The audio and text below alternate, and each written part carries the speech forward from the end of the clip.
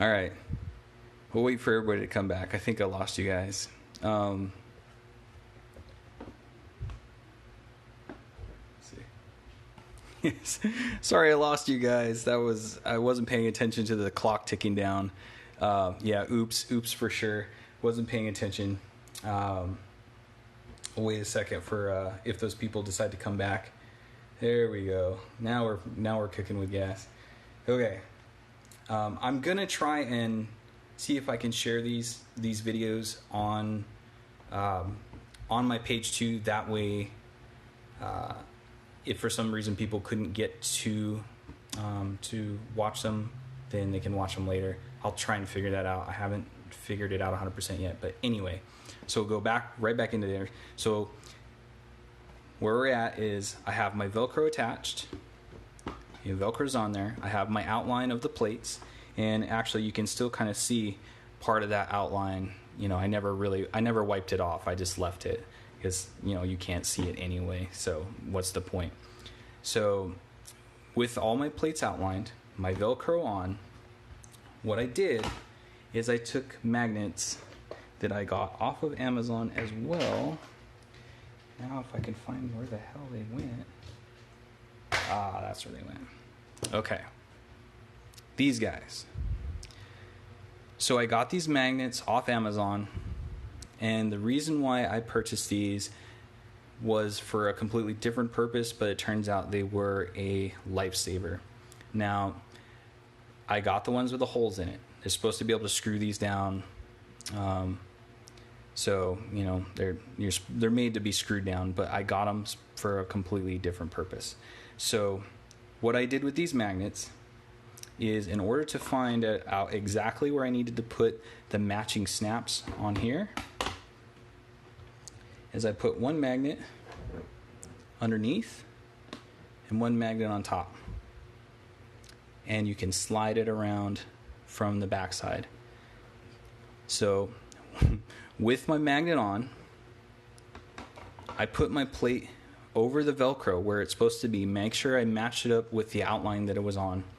So with the plate on, I just kind of lifted it up so I could see, and I slowly slid the magnet. Well, it's kind of hard to do now without two hands. We're going to move that. Okay. So I slid the magnet underneath till it matched the same position underneath the snap on the plate. So when I was looking underneath, I could see the snap, and when I put it down, I mean, you can't see it too well in this video because you don't have the range of motion I do, but I kept doing this back and forth to make sure that the center of the snap here matched up with the center of my magnet. And all I did after the fact was took an awl, which I seem to have misplaced as well. I don't know where all my stuff is disappearing to right now. But let's see, I'll use something else. But we get the point. I took a sharp object, which I had an awl or a poker thingamabob, but I just stuck it right through that center while holding the back side of the magnet. So what I did is, once I poked that hole through, I could move my magnet and I had a hole.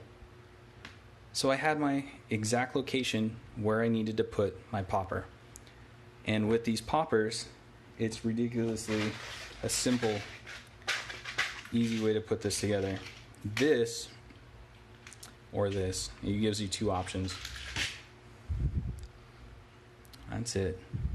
One or two options. I prefer these for the inside of, a flak vest, but these backs for the stretchy material, because it's not going to be rubbing up on you or anything like that, so you don't have to worry about it.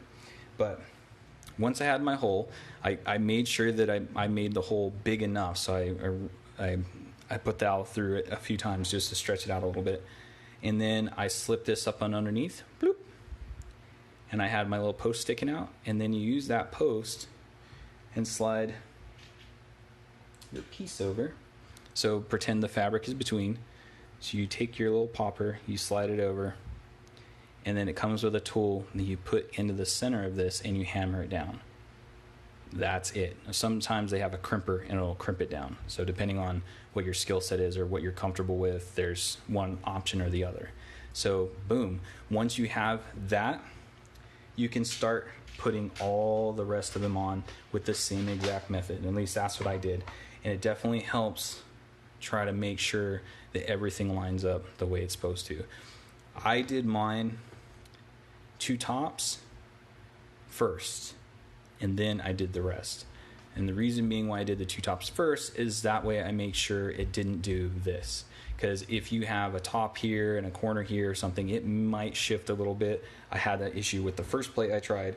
So the second attempt was top and top.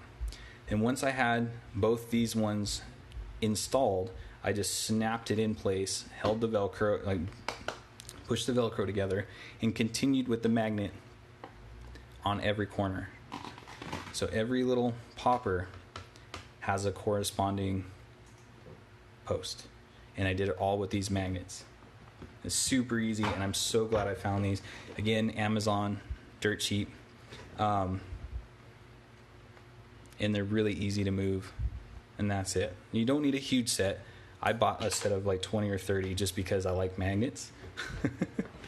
But once you have those installed, and you can just work plate by plate by plate, and these will work with you the entire time. You don't have to worry about unaligning or misaligning or having to redo these posts. As long as you keep this method, if you're doing these and you keep monitoring where exactly these are going with the corresponding little holes, and sometimes if you really wanted to, you can do each magnet all at once and then poke all the holes at once. But I definitely say to do individual. It's gonna help.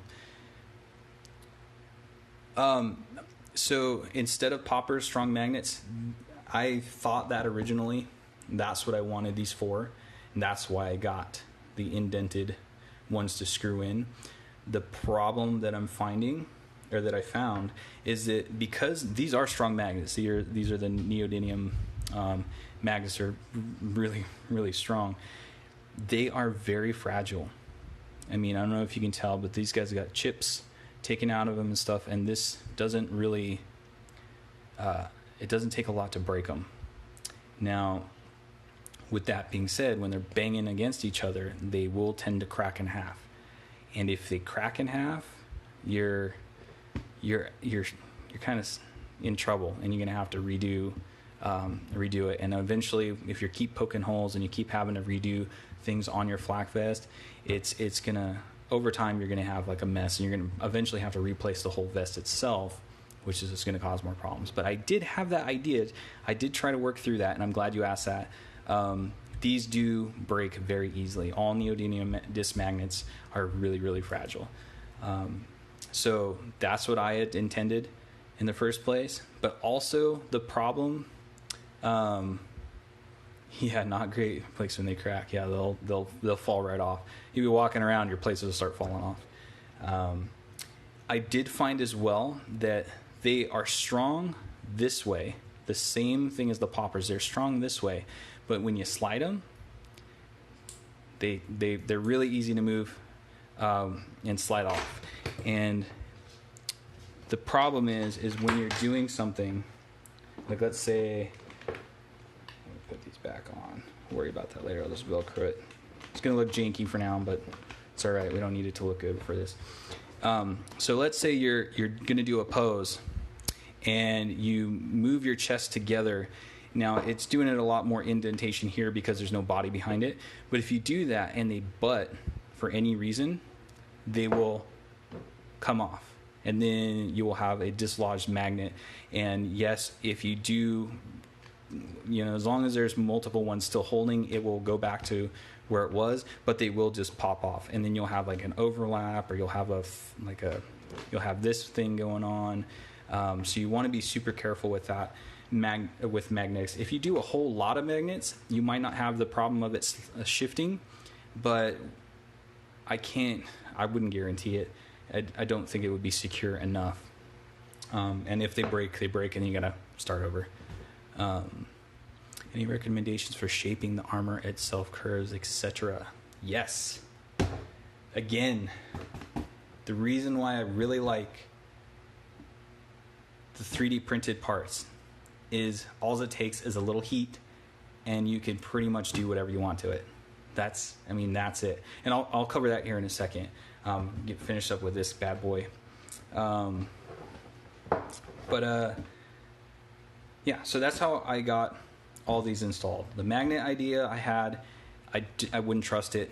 The same thing, Velcro, and when I do the pin back method, I'll post the process on that and see if that actually, is a better solution or whatever. But that's that. Same thing with the shoulders. Shoulder method, same exact process. Now, and I'll show you what the Velcro rip does. I kind of talked about that a little bit earlier. So the shoulders are actually the easiest thing. The 3 poppers on top and 3 Velcro strips. I just put 3 Velcro strips where I thought this might work and a strip that goes straight across. That way you can shift and maneuver if you want to. And then you just install the poppers wherever. The same magnet technique that I used to put that on is fine. What I was mentioning before with ripping is if you don't glue around your Velcro on fabrics or even leather, you get this. It starts to come up. So it will come up, and if you get a little overzealous with it and you just try and rip, you can see that this is where it pulled some of the leather completely off of the backing.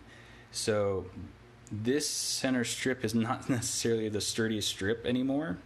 And I will go and I will add the bead of glue around here to make sure that it locks them in. But as of right now, it's just kind of doing whatever it wants to do. And it doesn't really matter because not a lot of stuff is happening to these shoulders. So that's the extent of that. Also, you can see where the hot glue, is in here to kind of lock those down. And it works really good. Like I'm telling you, hot glue in these poppers, it works really, really well. But you don't need it. See, look again. That's just with the Velcro. It has the poppers aren't even on there. That's it. Would sewing or embroidering the Velcro into the vest work better than glue or not? It probably would.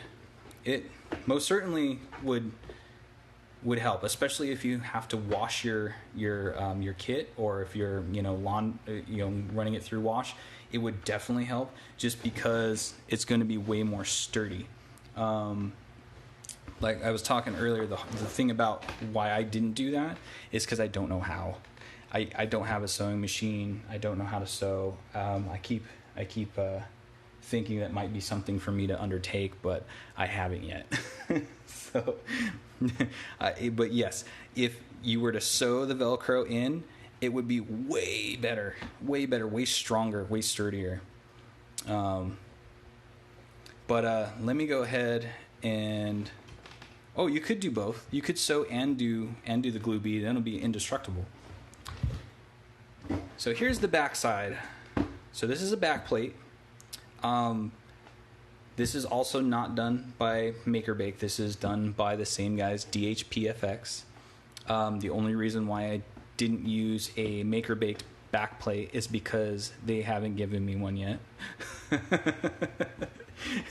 I keep bugging them, and they're in the process of getting it finished, or getting them finished. So I'm super grateful for that, and I can't wait. As soon as I get a MakerBaked backplate, this one is gone. I will be replacing this. Now, I have nothing against the company itself that makes these. I mean, it's a good product for what it is. The problem I have is because it's that PVC, it's super thin and it flexes way too much.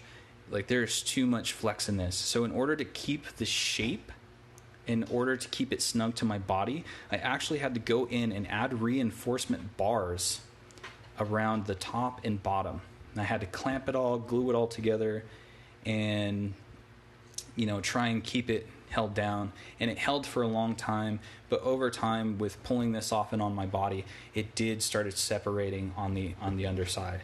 So as soon as Shadow and HK print out a back plate, we're swapping. This will be gone. And I know it's coming. I'm sorry. Everybody's gonna start giving you hell now. So let me explain what's going on here. Okay. This is how I was hiding my electronics for my my voice amplifier system, or voice changer system, as well as how I connected my jetpack that I made out of spare garbage in my garage. And that's on my page on the top story thing, where it's like I think I called it my 3-day jetpack build. But since it was so light and so last minute, I literally had to put a jetpack together for myself within 3 days before the convention, because I had no other way to hide my electronics, because this was the only place I could put it. I don't have pockets for my kit. I don't have extra bags. I couldn't put it anywhere. So I was freaking out trying to figure out how I was going to get that done. So this is my solution. Cut a hole right here so I can run the wires from my electronics into my kit. And the wires go in between the old stitch together. So because this was a Velcro all the way up originally, and it was sewed all the way back down, they left a little gap in the center for me so I can run the wires through really easy. So the only wire that actually runs through here is for my microphone that goes into my helmet. So I run my microphone through here and up underneath my neck seal into my helmet. And my voice modulator goes here. And that is, where did I put it? This guy. This was probably one of the more expensive pieces that I bought for this kit. But the reason why I paid for this was because this has an incredible amount of customization. You can do so much with this thing. It's ridiculous. The only downside that I found is because it has an odd shape. It's tapered and it's thick. I guess it's not super thick. It is kind of like palm sized. But it's not easy to hide. So that became kind of an issue for me. So the solution was to go ahead and just attach it to my back and cover it with a jetpack, which is what I'm going to do with my other kits as well. Talk through the helmet. Yeah, I was trying to do that, but at a convention and stuff, it's really hard to hear. You got the balaclava over your face and over your head, and then you have the helmet over the top of that. In a loud room, you really can't hear what's going on. So there's that. So what I came up with is just get this amplifier and a Bluetooth speaker. Now, this is part of the flak vest. So this actually velcros in to the inside of my flak vest on the under the chest, and I'll show that in a second. But let me show you how this goes. So Velcro strips, same thing as before, and you just slap that bad boy on, and it ain't going anywhere. So now you have your voice modulator, and you run your wire from here, from the mic, up through that hole and up and in. And that's where the jetpack comes into play. Same thing. I made this out of styrofoam and craft foam, and it took 3 days, and the whole process is up on my page. But Velcro, and this is when I talk a lot about how leaving the sticky part on. This is the example of that. So in order to line things up perfectly, I like to leave this on, slide things over, attach it, and then once I can see where it is, I'll hold that part down with my finger and peel it up.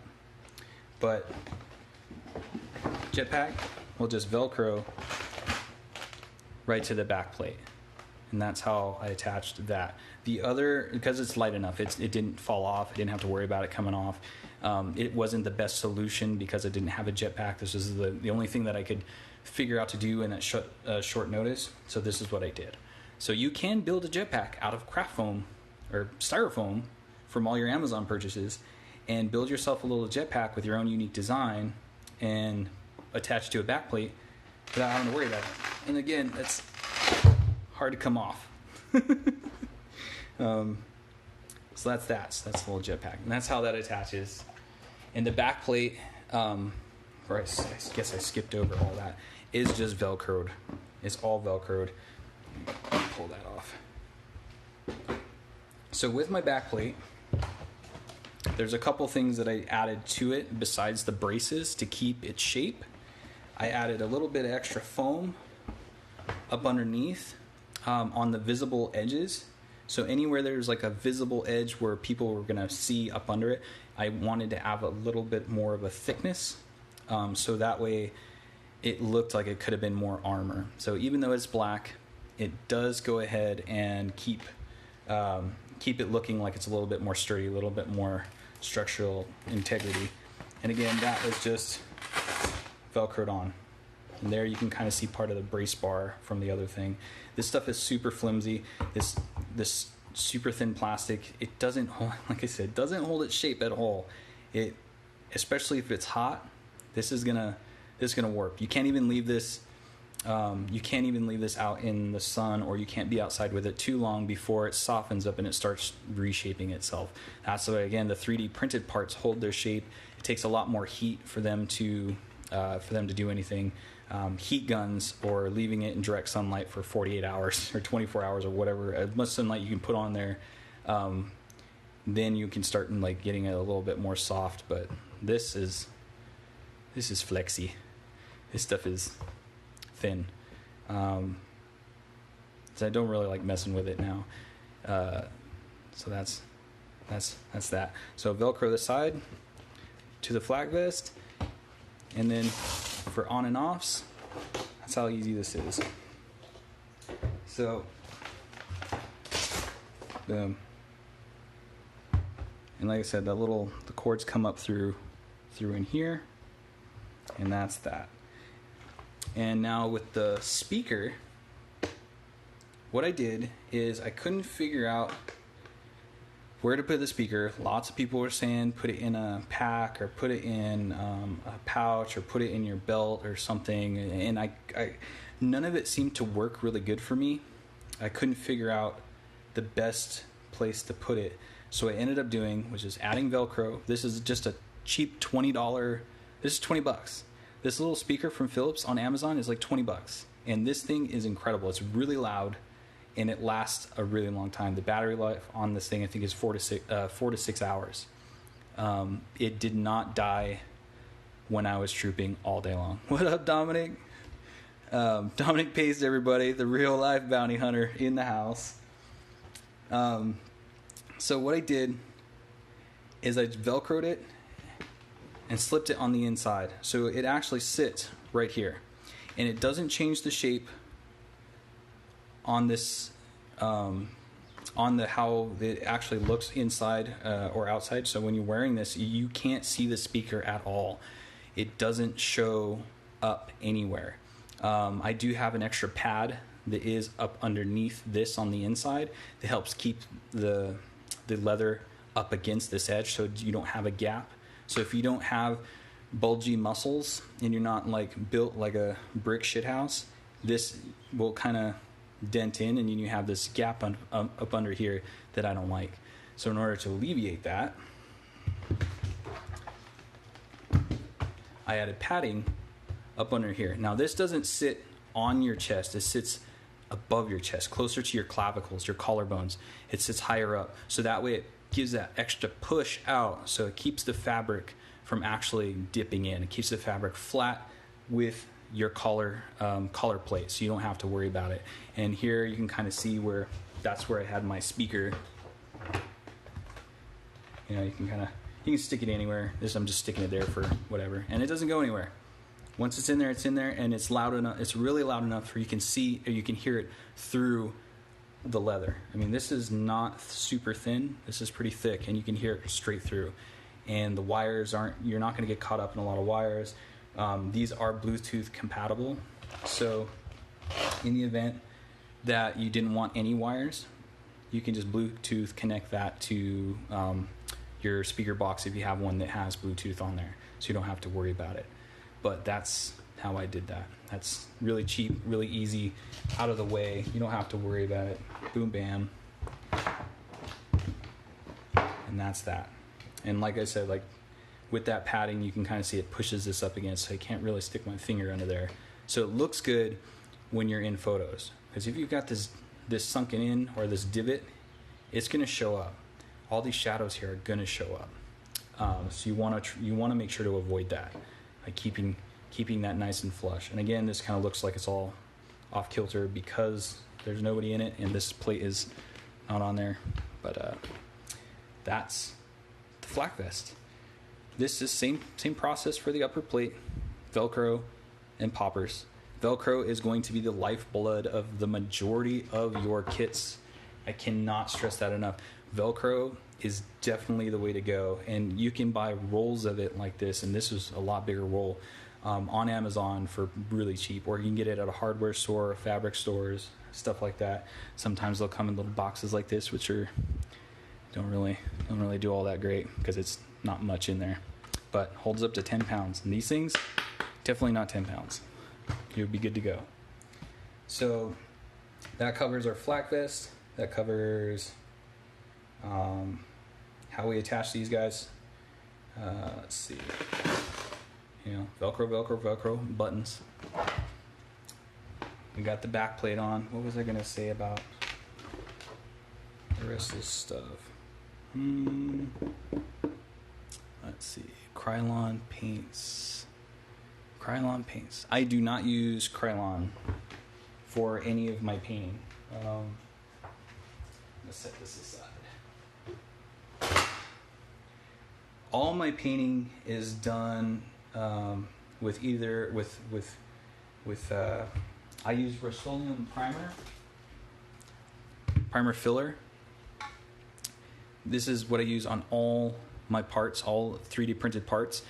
In most cases, you can spray on 2 or 3 coats of this and just light sand it, and you have no ridges whatsoever. It gets rid of almost all of them. So I always use this to prime every piece of 3D stuff that I get. So this is primer. The paint that I use, that I found works the best, and I thought I had a candidate. Oh, I do have a candidate. Boom. This is what I use, Montana Gold. It is an acrylic paint, spray paint, that is incredibly durable. It comes in so many ridiculous colors that you can do almost anything to your kit, no matter what.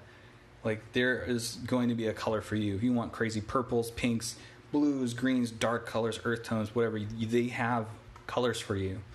And it is really easy to use and really easy to mess with. They also have chrome. They have bronze. They have gold. Shiny stuff is what I actually use to paint a lot of my weaponry. So this is a Trawick Designs gun. I forget what the number is for it, like DD, whatever. And this is just primered and sanded. And then I used the chrome for this. And now it's not chrome. It's more of like a high polished aluminum. From the Montana, it's not like a super chrome. It's just more like polished aluminum. But the inside, there's that brassy tone. It's super shiny. And I do have an actual chrome that I use for this kind of stuff. So you can kind of see the difference. We have, polished brushed aluminum, polished aluminum versus actual chrome. And this stuff holds up okay, but the reason why I only do a little bits amount of it is because it does wear down. It does rub off. It does kind of get dingy, so I didn't want to mess with that. And did the inside of these guys with Gorilla Glue as well, just as a little tidbit. The Gorilla Glue clear if you dab some paint on the inside of your parts that you want to like do, like these guys, I want to have like a little tint to it, so I just set it a little extra something special. I just dab paint on the inside, let it dry, and then I filled it with Gorilla Glue. That's all I did, and it has this really nice shiny reflective red surface. It almost looks like LED lights, but they're not. And it does add a little extra to when you're pointing this at a camera or you're taking your photos. It does help a lot with that. But these are the two paints that I use, is always with Montana Gold and Rust-Oleum Primer Filler. That's really it. That's that's all I use for every single thing that I do. And I do paint tutorials too. Like we did one for this, which is the back side of my jetpack, where it does have the aluminum Montana Gold underneath with the yellows of Montana Gold overspray. So this is all Montana Gold paint minus the dirty stuff, which is stuff I go over. But yay. All right, so that is that. I think I covered most of how to attach stuff. Do we have questions, comments, concerns about anything so I can go over it before I start losing my mind of what I'm actually supposed to be doing? I know I said that I would go back over.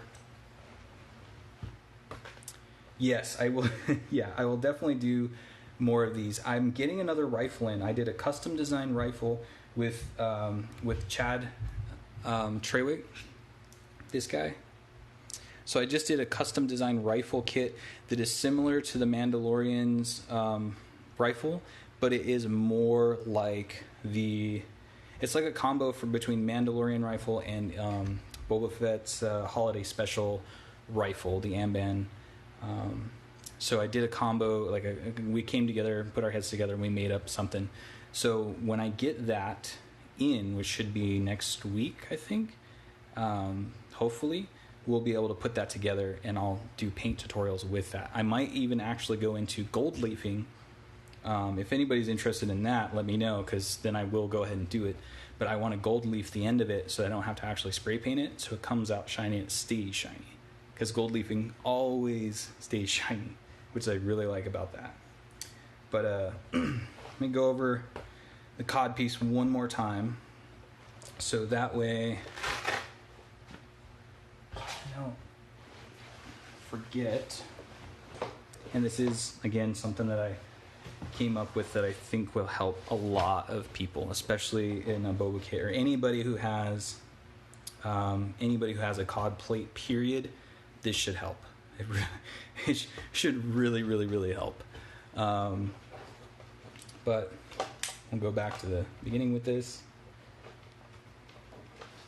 So take this off so it's a bit easier. Oh, bam. All right. So cod blaze off. I'll go back over this one more time, just in case I can't figure out how to post this onto my story later. So what I did, obviously, I made little snaps. I got snaps everywhere. Overzealous snapping. Do you have to seal gold leafing it so it doesn't flake off? You do have to seal gold leaf. I have a bunch of things that I have gold leaf that I did not seal, and it doesn't necessarily flake off, but it definitely gets weathered looking. It has like a bit of a natural weathering to it, and it doesn't stay as bright. But there is something that I coated a lot of the other ones with the gold leafing stuff that I've done, and it stays really bright, really gold, and it is industrial strength stuff, so it doesn't chip or scratch. And I'll do all that stuff too. We make the bikini plates for girls. The bikini. You should call them bikini plates. That's awesome. Okay, anyway, back to this. So, for a cod plate, we glued snaps. Boop, boop, boop, boop.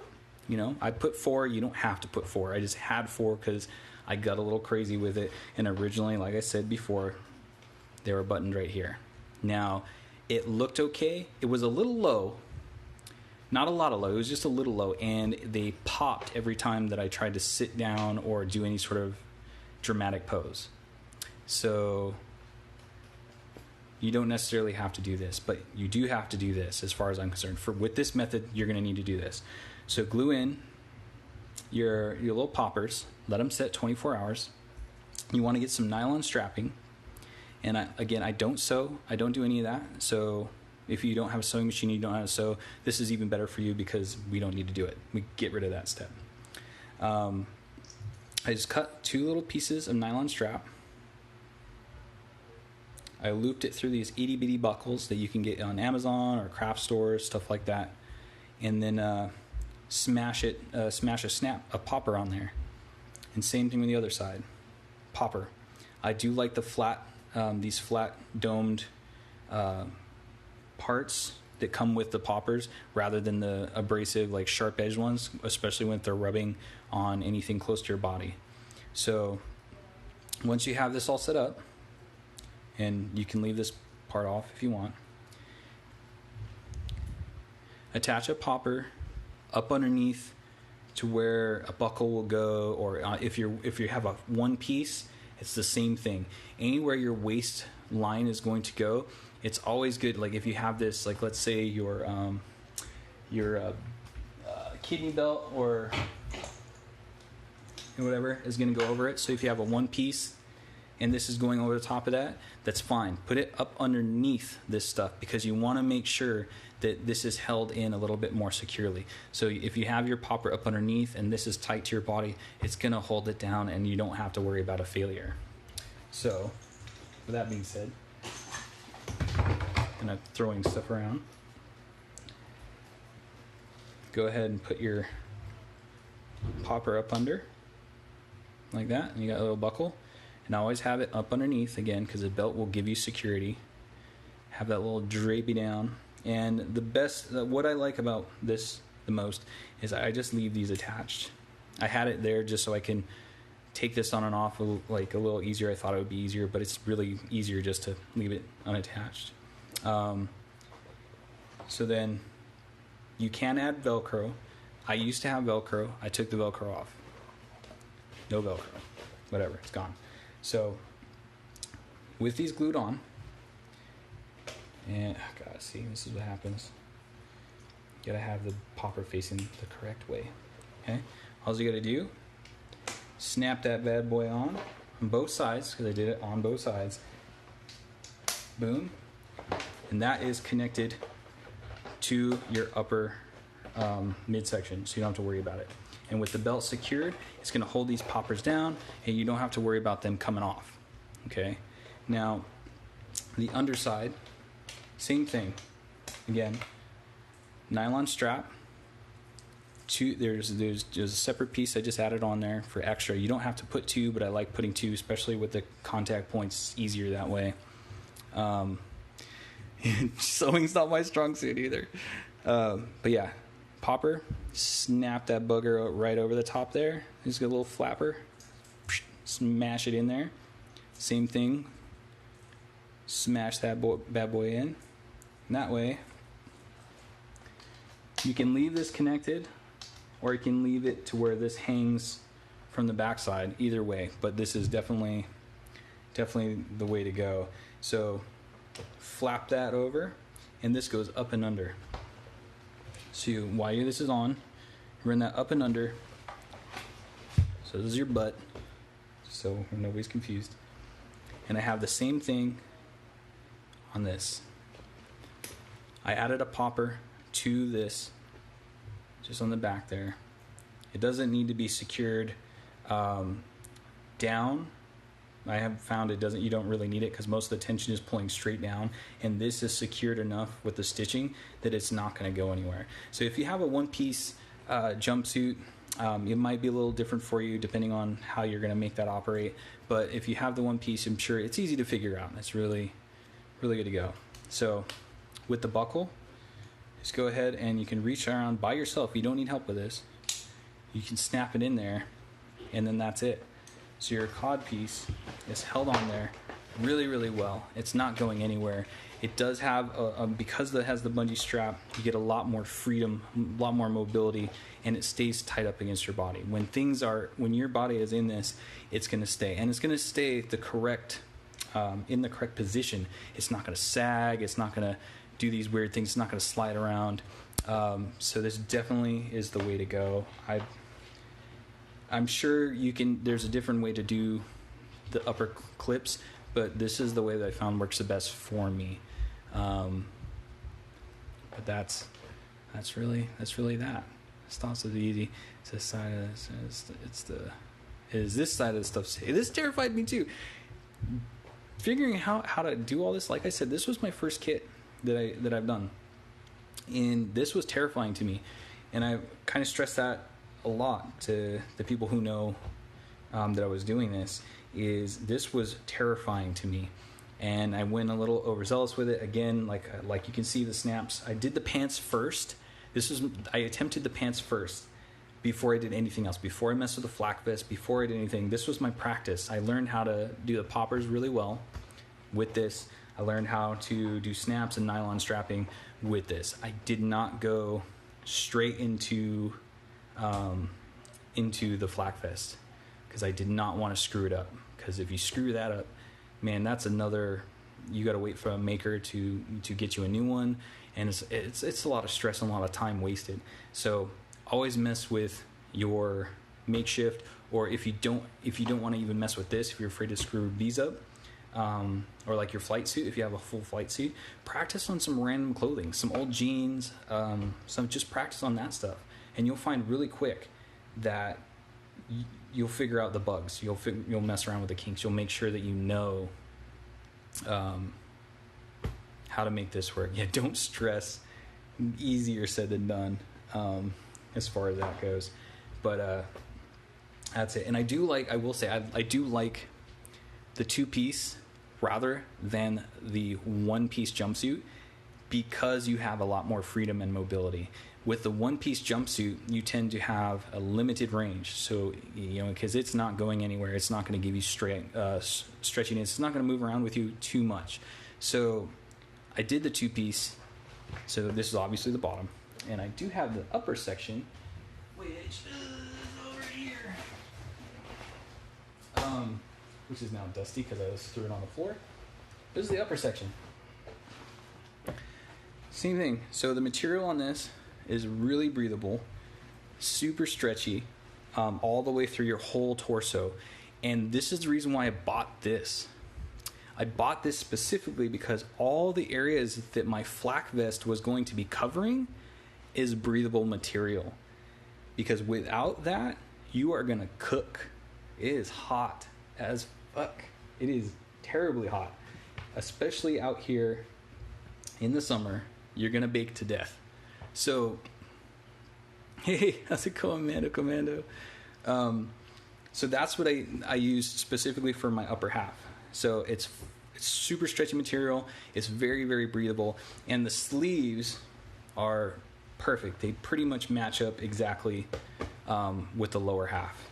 I mean, the color is slightly off because I've weathered the lower half more. I didn't really do any weathering to the upper section just because it didn't need it. I got gauntlets to cover half the arms anyway, so I didn't have to worry about that.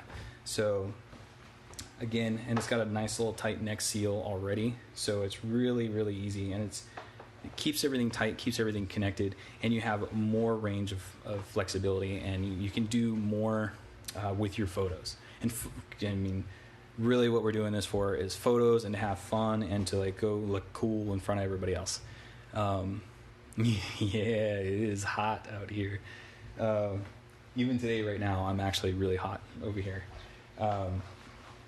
But yeah, so lower half, upper half, flak vest goes over the top of that. It's really easy. It's easy to suit up. Again, that's where a lot of people get confused, because I can suit up in 5 to 7 minutes. Because you're putting pants on, you're putting a shirt on, you're tucking in the shirt, and then you're just Velcroing and sliding things over. And that's it. It's mostly all together. You don't have to worry about really sitting there having to put back plates on and all this other stuff. That's might change when I attach the jetpack to the back plate of the new kit that I'm going to do. I'm still engineering something for that, but it's all primarily going to be the same. And I am going to do a 2-piece flight suit, I think, for the holiday special FET because of the range of motion. It's just really hard finding two matching upper and lower sections that are the same color. I've purchased 4 or 5 things off Amazon that look the same color, but when you get them out of the box, it's not the same color. So I did find really cool pants, a lower section, and a really cool upper section. They just don't match. So I have to go through, maybe dye them myself. I don't know. That's kind of terrifying to me too. So I don't have to worry about that as much. But there we go. Yes, it never matches. Unless it's something stupid easy like black or white. Even those don't normally match. Even like these don't really match. But in pictures, because they're so close, it doesn't matter. But gray is very, very, very different, and it stands out. It stands out more than you would want it to. But as far as this goes, I could always dye it. I did that with my shoes. I did the dye on. I've dyed 2 things. I've dyed my midsection. That is actually from the Mandalorian. His lower, under his. Oh, it's just stupid. I should just show. Oops! Again, throwing stuff.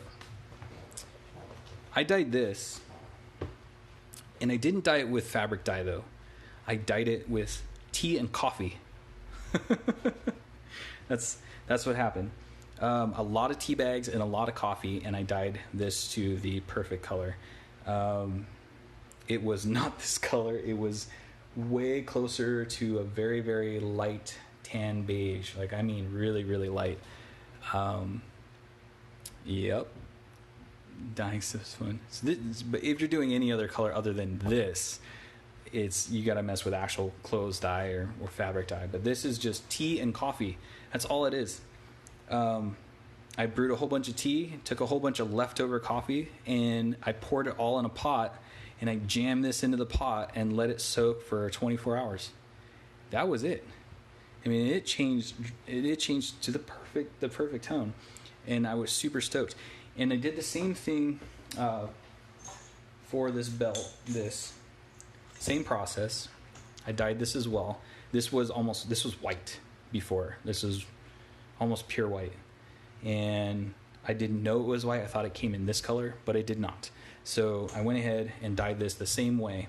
And because it's different material and different stuff, you can actually see the difference, which is nice because in contrast in a photo, you can see the difference.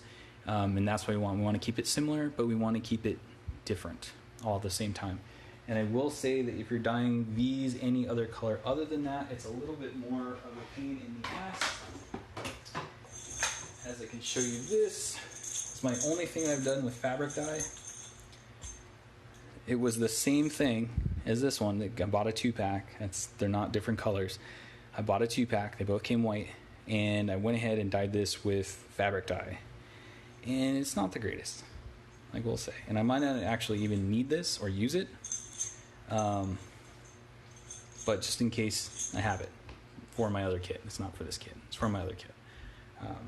But yeah, so fabric dye is a little scary. It's not crazy scary, but for doing a full upper and lower, yeah, it'd be crappy. Do you use straps to attach the girth belt? Yes, but not just straps. Buckles and nylon strapping. So what I did, again, nylon strapping. I'm not a seamstress. You don't need to even attach these in any particular way. I just melted holes straight through with heating up a piece of metal and poking it through. So I was able to loop it through the this part, so it's secure. It's not going anywhere. And did the other side like that. So when it's on my back, so it's easy on, easy off. That way, if you run into an emergency situation, you're in trouble, anything happens to you, and you need to get this off, you can take it off, and you can put it on by yourself. Really simple, really easy. So it's on there, it ain't going anywhere, super sturdy, and it's adjustable. So if you tend to lose the extra COVID quarantine weight, you can cinch that back up without any problems. And you can do it by yourself. You don't need help, which again helps to suit up fast and easy. Just clip that in there. I bought the same belt as you, but it's red. I couldn't find. I thought these were going to be colored because it showed pictures of colored ones in there, but it didn't come colored. I got white, so I had to do my own shenanigans with that. So I just did my own buckles, did my own nylon. Again, the nylon strapping, Amazon, comes in a roll, all different colors, and super easy. And a lot of this you're not going to see. Well, personally on my kit you don't see anyway, because I have a cape that's kind of like a comma that goes around my waist, and that's just with a normal belt, like a leather belt, and a cape that I got from something else. It was actually what the hell is it called? It's this. So I weathered the crap out of this thing, but it is just a leather belt with a normal buckle, just a brown leather belt that I velcroed part of this to. It's rolled around the belt right now for storage, but when it unrolls, it's just a long, tattered, discolored, mangled comma / butt cape, butt flap, whatever you want to call that. And I weathered this thing with sandpaper and coffee splatter because it stains, and what else did I use? And leather dye. So if you take leather color dye that's supposed to dye leather different colors, if you pour that in a spray bottle, mix it up with a little bit of water, and mist it on things, you get these really amazing weathering patterns and colors that you wouldn't get from anything else. Like I have these different tones of browns, dark lights and dark browns and light browns, all from different colored leather dye. You just spray it on there with a spray bottle, and you get all that different effect. Sandpaper makes a lot of mess, but it comes out with this really, really nice effect, tattered and wet and worn. But that's that. Boom. So what did we cover? We covered how to attach armor to our soft parts.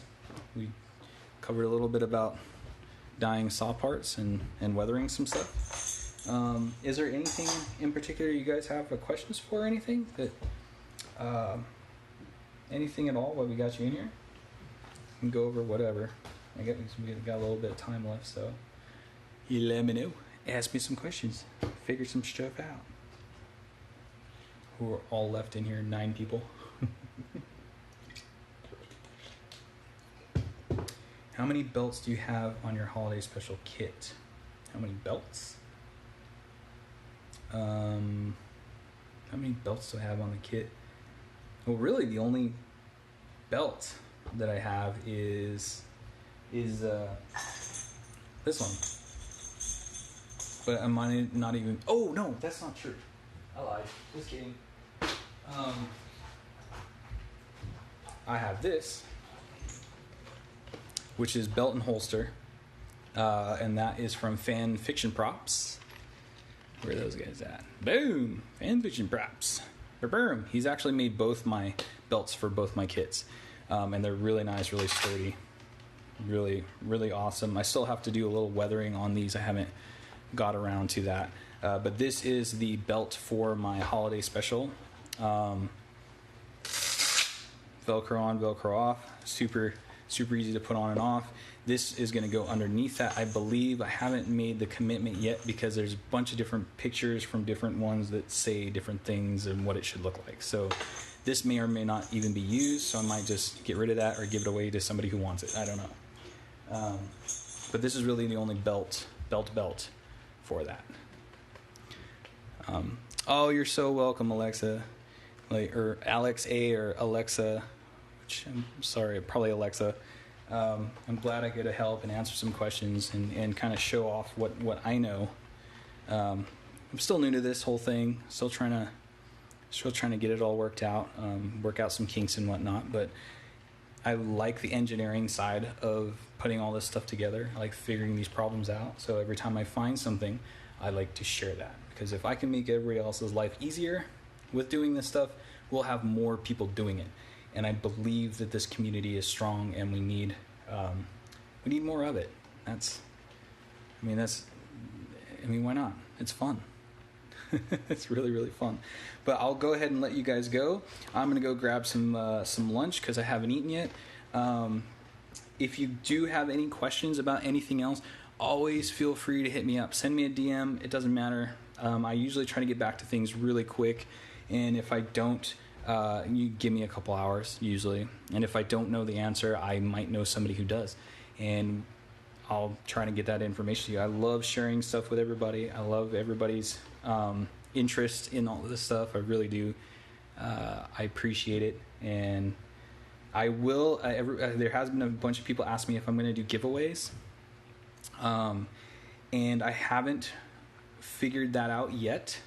But I do think that, I guess the trend is now is if you get so many people like your page or followers or whatever, people do milestone giveaways. And I think that I will do that. I've already threatened to do a paint giveaway where I would custom paint somebody's helmet.